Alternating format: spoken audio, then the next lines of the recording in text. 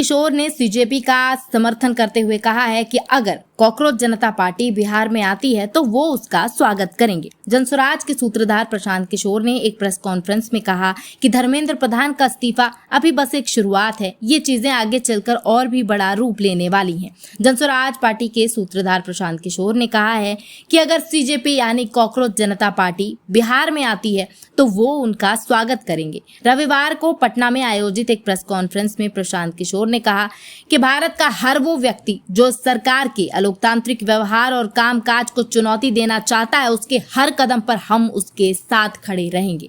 प्रशांत किशोर ने आगे कहा कि सोनम वांगचुक मेरे व्यक्तिगत मित्र हैं। कम ही लोग जानते हैं कि लद्दाख में सोनम वांगचुक को पकड़ने के बाद सरकार ने जयपुर के जेल में महीनों तक उन्हें कैद रखा था। मैं उनको बहुत पहले से जानता हूं। उन्होंने भी जाकर सीजेपी के प्लेटफॉर्म पर अपना बहुत बड़ा योगदान दिया है।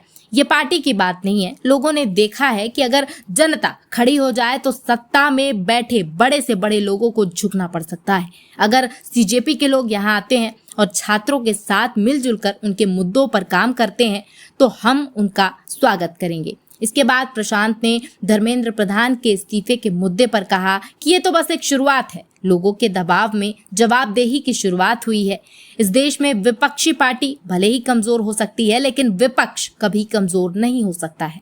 हम लोगों ने दिल्ली में जो देखा वो प्रदर्शन किसी एक सोनम वांगचुक का नहीं था। उसमें आए हजारों लोग सीजेपी का झंडा लेकर नहीं आए थे।